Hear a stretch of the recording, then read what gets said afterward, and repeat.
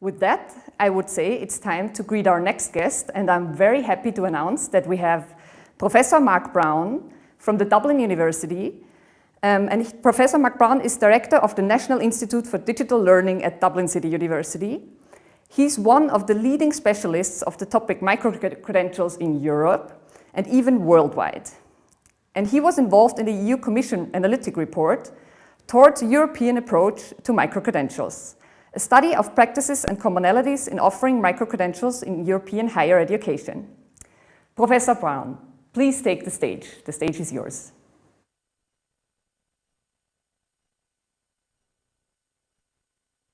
Well, thank you very much for that introduction, and good morning, everyone. Hopefully you're seeing my screen and slides. I'm going to be talking with you, obviously, about micro-credentials, and in some respects, I see micro-credentials as a bit like sand play for politicians. Because we don't know what they really are, it's perfect for politicians, if that makes sense.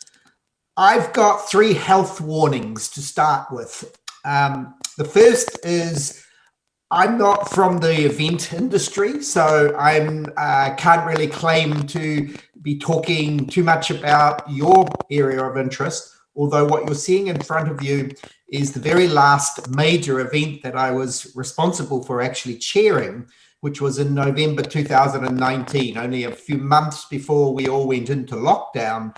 And that was the World Conference on Online Learning, which we hosted here in the Convention Centre in Dublin with about 800 delegates from 80 countries. So a reasonably large event. I said I had 3 health warnings. The second health warning is I'm out of a university. And so I also appreciate that. That might mean that I come with a particular perspective. I'm going to try and bridge to industry and other ways of thinking in this talk. And the last health warning I have for you is I'm actually not Irish. I'm not from these parts, although I have been in Ireland in Europe for about 7 years. But so you don't embarrass me or offend me. I am originally from New Zealand, not Australia. So on that note, let's get underway. Firstly, just to start things in a kind of simple way, if you do a Google search on the term micro-credential, unfortunately, you can't do just a European search. You can either do a country search or a US search, so very US-centric, or a global search. But what you're seeing in front of you is the term micro-credential has just grown exponentially in the last few years in terms of at least its interest on the internet or the World Wide Web. Just, of course, because something is very topical and of interest, and as I was trying to indicate, might be a lot of sand play for people, it doesn't necessarily mean we should be doing something with micro-credentials. And I suppose that's one of the questions for today's discussion and debate. But nonetheless, as introduced at the start, last year, for most of the year, I had the privilege to work on a high-profile consultation group that the European Commission brought together to really say what we should be doing European-wide in terms of the micro-credentialing movement. And it is a movement, and a movement that's difficult to pin down, which is the point of my sand in that opening screen. So in the time that I have available, what I'm going to do is 3 things. Hopefully with the time I have, which is it is important for us to kind of reflect on what is a micro-credential, particularly given my introduction. How come there is such an interest right now in micro-credentials? And then true to the brief I was giving, very briefly nonetheless, I'll talk about how Europe is responding to micro-credentials because I don't have as much information to come from your sector. So that's what you're going to hopefully be able to contribute over the course of the day. So that's the roadmap I have. Just to share with you one initiative before I get underway. Just recently, only a matter of a couple of weeks ago, we finished formally co-facilitating this free, what people call MOOCs, a free online course called Higher Education 4.0, Certifying Your Future. It wasn't just higher education. In actual fact, we had lots of people, almost 1,000 participants in this course, looking at how we might recognize learning in the future. Higher Education 4.0 being a play on Industry 4.0. What's interesting, and then I'll get started, but I'm going to come back to some results, some recent results of a survey. We asked the MOOC participants whether they thought micro-credentials were going to be something that we would be seeing more of in the next 5 years, and you can see the results. Pretty conclusive that most people think that micro-credentials, if you like, are here to stay and will only become more commonly talked about and introduced, at least by higher education institutions. Okay, without further ado, what is a micro-credential? And I'm going to work on the assumption that many of you will struggle to answer that question as precisely as you may wish. So hopefully I can, by the end of this section, give you a little bit more clarity. It is certainly one of the reasons why the European Commission began work in this area. Last year, we actually conducted a national survey in Ireland of employers and employees to look at the growth of micro-credentials, and there are still many unknowns. And you can see that about half of the participants who responded thought that they had some kind of sense of the term, or at least had heard the term, but almost half had never heard the term at all. Just over half had never heard the term at all. So I think we're beginning from a fairly low baseline. I don't expect you to worry too much about the detail of this particular slide, but when we were having discussions around the table with the virtual table with the Commission on what we think micro-credentials should be, this group of experts, this is before we came up with a definition, couldn't even agree on a common definition. So this was early in the discussions, but I'm sharing this to show you that there are many different definitions of micro-credentials, and even the experts don't necessarily share similar viewpoints. And this is a global problem. So one of the major contributions of the report, which hopefully we can send you a link if you aren't familiar with it or you haven't already got a link to that report published in December, was to come up with a European-wide definition, or to propose at least. And this is the definition. I've underscored a couple of keywords: proof of learning, a short learning experience, although that begs the question, how short is short? And then that this learning experience would be assessed against some kind of transparent standards. So that this is not, if you like, what some have referred to as just warm body badges. A micro-credential is not, in the definition that I presented to you, a badge or a certificate that you may get because you participated or attended today's event. That's not enough to make it a micro-credential, according to the work that we produced. But nonetheless, there are plenty of these badges that exist for various purposes. So I want to drill down a little deeper, and also at the same time not to confuse too much. So I use this diagram of what I sometimes call the credential ecology, or the ecology of our recognition of learning. Most of us, and probably most of you, are familiar with, I'll refer to it as a macro credential, a formally accredited degree. Note the axes here. It's bundled together by typically a university or a higher education institution. They put the package together, and it's credit bearing, as distinct from, at the other end of the axis, unbundled or potentially non-credit bearing. So let me populate it here with where perhaps micro-credentials sit in the upper right-hand quadrant. Here, what that's trying to suggest is that they are unbundled, so we're breaking things into smaller parts, and they typically might be credit-bearing, but actually there's a bit of spillage over into what I'm describing as nano-credentials in that bottom right quadrant, where maybe they are just badges and certificates, but they don't necessarily have credit bearing, that they don't earn credit towards a larger qualification of some kind. Again, to try to keep this as simple as possible, I want to give you 3 other ways of looking at the different types of micro-credentials, but this is quite simplistic. It's not as easy as I'm presenting it here.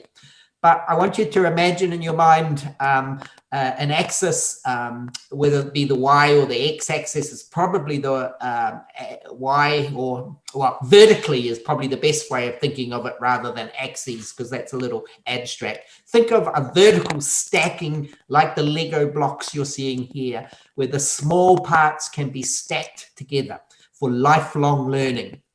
And these are formal or semi-formal. That's a kind of new term. It's distinct from non-formal. But the key part to this way of thinking about micro-credentials is they stack together. They build up vertically for lifelong learning. Whereas another metaphor that you could use to think about micro-credentials, so I use the building blocks, the Lego metaphor. This one is more of a sideways, life-wide learning. And I'm sure you're familiar with the distinction between lifelong and life-wide learning. So here, what we're doing with a honeycomb is learners are filling some of the gaps. Some of these might be work-related gaps and skills that they want to acquire. In your context, it could be something relevant to setting up equipment for a major event. Or alternatively, these gaps could actually be just personal interest gaps. You may have an interest in genealogy and you want to do a course and get a certificate. So the life-wide learning and the lifelong learning. To add a third metaphor, if you like, to again make this a little bit more confusing and why a definition is so difficult, is these stepping stones here to indicate that actually the lifelong and the life-wide can be connected up almost diagonally. You may attend today's event and you may get a badge for that. But over time, you may put your reflections on today's event and other activities that you have as learning experiences, short learning experiences, into a professional portfolio with your critical reflections against perhaps some critical standards or professional standards.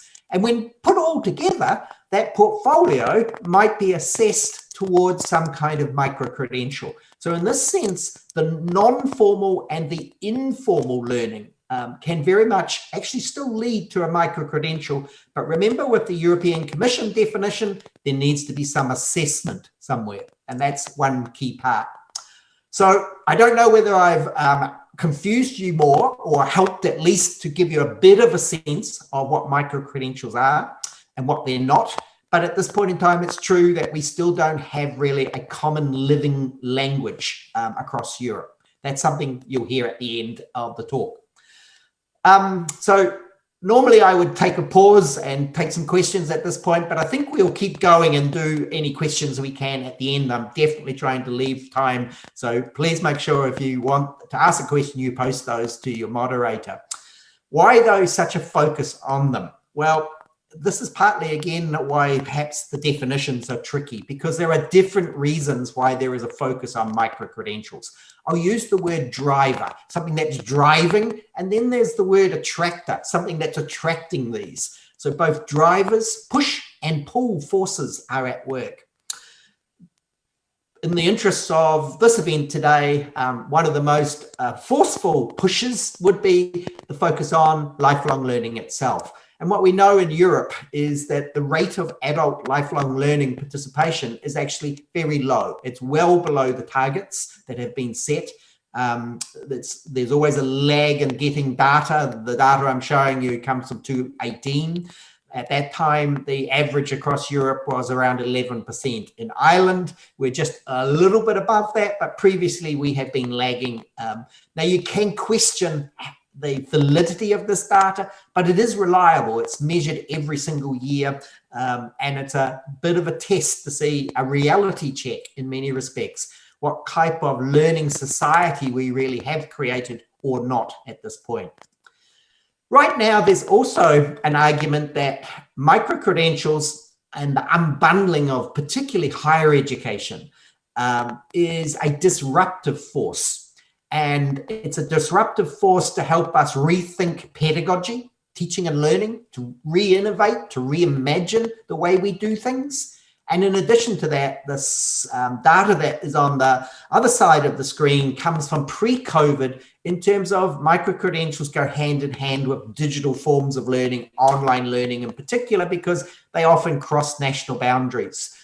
So they're seen as a way to help continue to digitize the learning experience. And one wonders post-COVID, what we will see as a legacy. So those are two educational drivers, if you like. But there are other factors at work. And this is a slightly confusing slide. It's not the detail that I want you to worry about. There's an argument from some employers, very US-centric, I should say. We don't have as good data from Europe, but some employers saying that universities are no longer preparing the kind of graduates that we need with the type of skills. And so some of the data there is to indicate the perception of what graduates think they have for skills to be work ready versus what employers are saying. Then on the other side of the slide, in response to that kind of thinking, we are seeing major corporations like Google beginning to introduce their own qualifications or micro-credentials. So last year they introduced their Google Career Certificates outside of any requirement to link into a higher education institution. In fact, despite, if you like, what higher education institutions do. So this is, again, part of that unbundling that I referred to. And it's partly a bit of my sense of humor here, but last year, the White House, through an executive order, issued an order that said that that federal positions in the US would no longer hire candidates based on their qualifications, on their degrees, but instead would put a focus on skills. So this shift away from the qualification as being some proof that you are work ready and capable, as opposed to really skills that are relevant to society, and with a strong focus here on employment and the economy. And hence the World Economic Forum is very much involved in this conversation. There's an estimate from a report last year that 50% of employees, of workers, by 2025 are going to need to be reskilled. And it's just not going to be possible to do that through traditional models. And that reskilling needs to be done on the job, just in time type learning. The European Commission recognizes this, as well as other driving forces like, for example, the impact that artificial intelligence is going to have on the nature of work and the changing nature of work. This report comes from last year, or it's more than a report, it's an agenda for new skills, and micro-credentials are one of the key actions being driven from Europe. There's a recognition that millions of European citizens are going to be displaced over the next decade as a consequence of automation and other change forces, and they're going to need to be reskilled. There is also, I guess, a broader recognition of the importance of lifelong learning from a societal perspective, but that's not as strong in some of the thinking. What we're also seeing, consistent with what I was saying about the White House example, is a shift to more emphasis on what are sometimes called soft skills or transversal skills. These kind of skills listed here that are seen as the crucial skills of the future. That can be used and applied across different problems and work domains. And then to contrast a little bit the economic drivers, because they are very strong economic drivers, new initiatives like the EU Green Deal are coming up increasingly, and our ability to respond to those new initiatives through our traditional education system, it's just not agile enough to do so. So that micro-credentials are an opportunity for us to be much more agile in response to new change forces and changing priorities, if you like.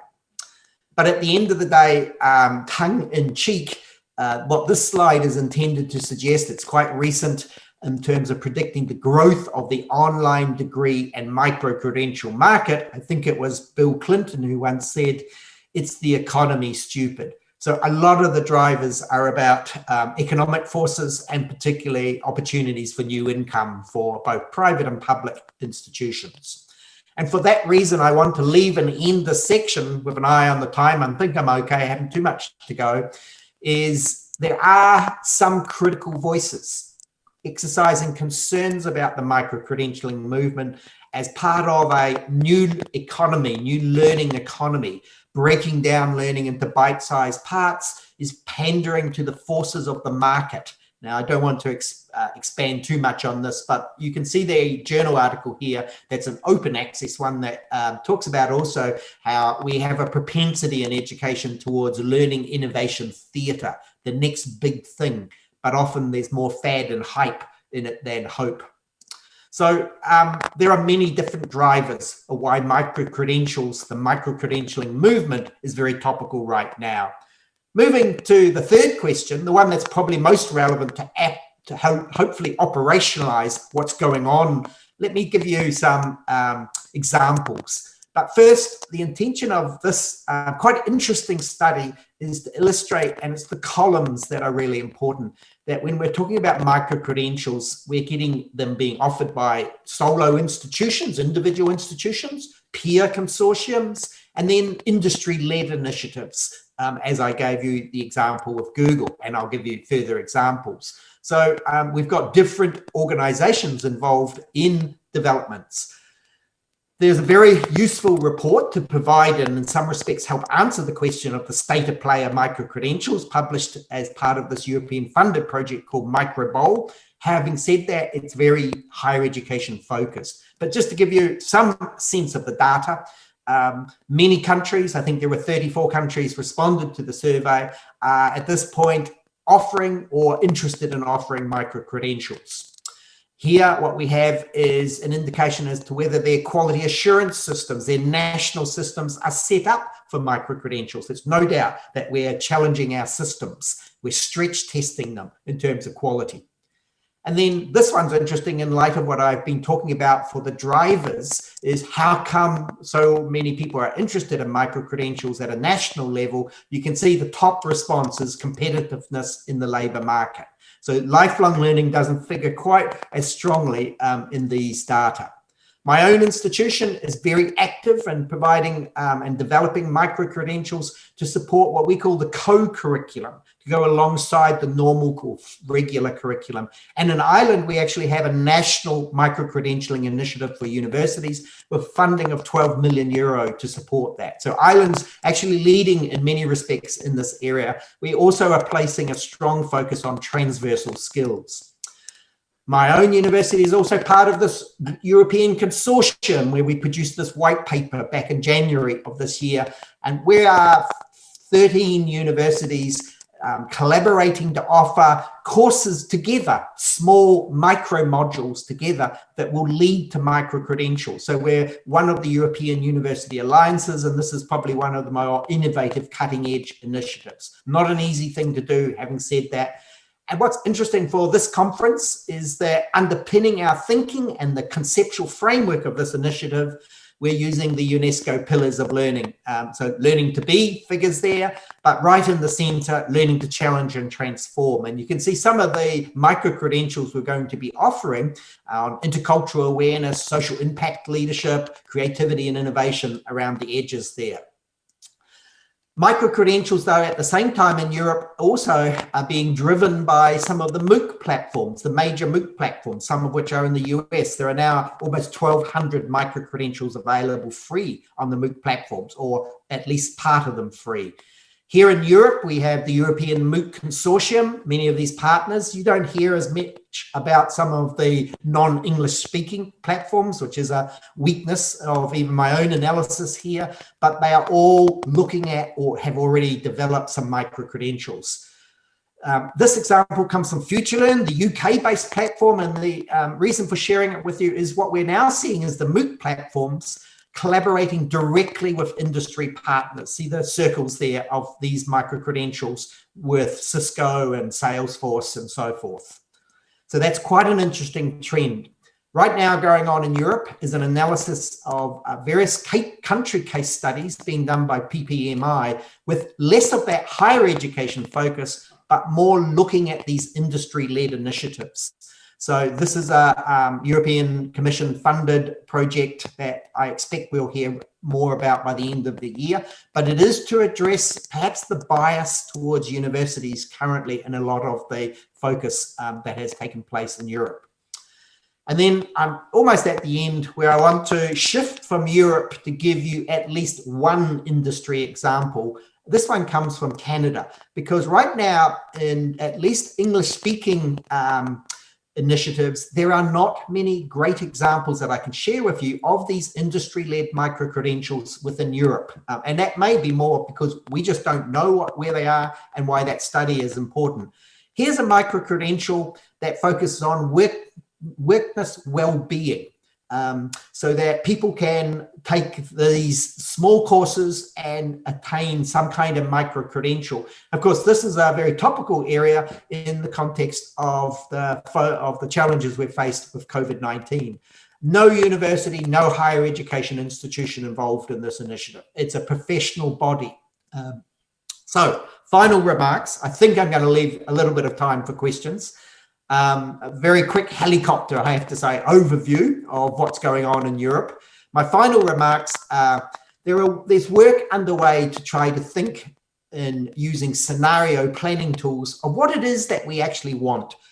How might we use micro-credentials to create the kind of education system we want? And the diagram here is just trying to challenge us by asking, what role should the government play? What role should the market play? To what extent do we really want to fully unbundle our higher education system, or more generally our education provision, as distinct from bundling it? So it'll be interesting to see how these scenarios play out in reality.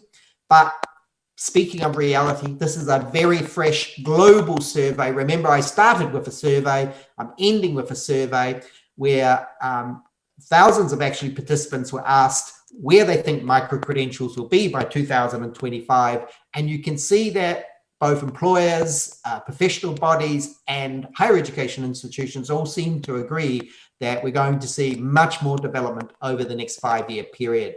It's one of the reasons why last week the European Commission announced a public consultation process for feeding your thoughts and ideas into the development of a European approach to micro-credentials. So this is open right now. You can go and make a submission, which is, I think, a nice way to wrap up on, other than to say, if you want to learn more about micro-credentials, there's a website here, the Micro-Credential Observatory, which keeps a comprehensive list of all the research and policy reports in the field.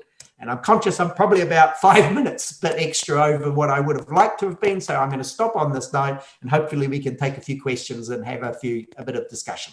Thank you. Thank you very much, Professor Brown, for this excellent overview and deep dive into micro-credentials. We already have some questions from the audience. We have 5 minutes left for questions, and I will just pose the first one to you. So, could you line out in which way a common language needs to be included in micro-credentials?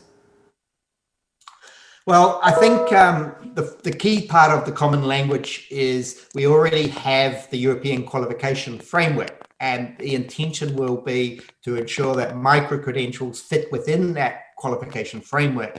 But the framework does not apply to perhaps many of your participants here today, industry partners. And so what we need is a language and a definition that straddles both more traditional qualification frameworks and those that are used by professional bodies, whether they be lawyers or accountants, or in your case, the event industry in some form. So actually bringing those together in an overarching bucket of understandings is not an easy thing and will take some time. So I'm not giving a great answer to that question, but what it indicates is we need to bring all the stakeholders together, and we should not overlook the importance of employees as well, of learners, because the current qualifications sometimes unlock pay rises for promotion purposes, and micro-credentials currently wouldn't be recognized for that type of provision. So even the unions need to be in this conversation. Thank you very much. We have another question for you. Can micro-credentials provide means to certify non-formal and informal learning? What would be required to do so? Yeah, that's a great question. And I think if all we do with micro-credentials, and this is the university person in me coming out, is unbundle the traditional degree and make that into smaller parts and call that a micro-credential as formal education, we will have lost a huge opportunity to rethink what is a 19th century model of credentializing. That comes from not just the 20th century, but the 19th century. So the example I was sharing about informal and non-formal learning experiences, what we know is that it's not good enough anymore to front load education by sending our children to school, going off to university or a college or a technical institute, and then saying, you're good for life. So what we need to do is value those informal and non-formal learning. Many of us know those are the most professional and useful opportunities. I come to a professional portfolio as the answer to this question, in the sense, as I was reporting earlier, you do need to have some form of assessment. It will not help just to have these row of badges to say I've done things. It needs to be credible, or I'll use the word currency. We know what currency means with money. It has value. So it does need to have some value. Thank you very much. I think we have time for one or two more questions.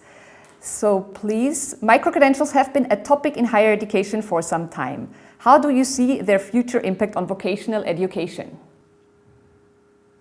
So I said right at the start with my health warning that I come from a university perspective. In some respects, it is in the interests of universities to capture micro-credentials. So I'm trying to be respectful and mindful that the vocational sector really is important here. And what I said previously, if we're not careful, micro-credentials will just be used to do more of the same, just in smaller parts. So for me, this is why events like today and this conversation is so important. We need industry partners, we need a vocational sector, and the partnership co-construction model is really, I see, the future. That no longer should we have universities sitting to one side, industry to another, even employees to another, working together to develop and co-design and co-deliver, co-facilitate. So yes, a university may offer part, but then on the job, really practical skills might come only from those who are in the vocation and working there with expertise. So for me, that's my kind of goal, if you like, or vision, but this is not going to be an easy thing to achieve. Thank you very much, Professor Brown. I think we are in time. Thank you very much for that clear presentation, for the deep dive into micro-credentials. And I wish you a good rest of the day and hope to hear from you soon. After a bit of time for questions. Have a good day. Thank you. And thanks to the audience for your questions. And it's almost time for our break. But before that, it's time for you to get active again. Please grab your mobile device or your laptop and go to the Slido webpage. Just as a reminder, for those of you who jumped in late, please go to your email inbox and find the link at the email with the subject link to question survey page, and there you will find the link to the Slido website. So our last question before the break will be, how important do you think micro-credentials will be for vocational educational training in the future? You have 4 possible answers for this. Very important, important, undecided, not important at all. So please vote. I will repeat the question. How important do you think micro-credentials will be for vocational educational training in the future?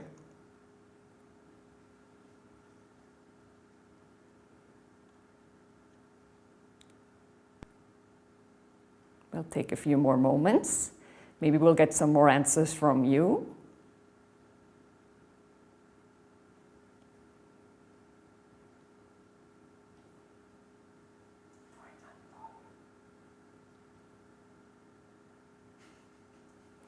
So thank you very much for your answers. It seems like we have kind of an equal audience here, from very important to undecided.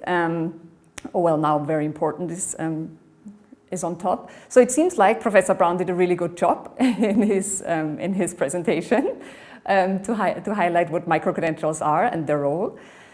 So with that, I will leave you into the break. Please grab a coffee and please be back on time at 11:15. We have very interesting talks coming up and project presentations. So thank you and see you in 15 minutes.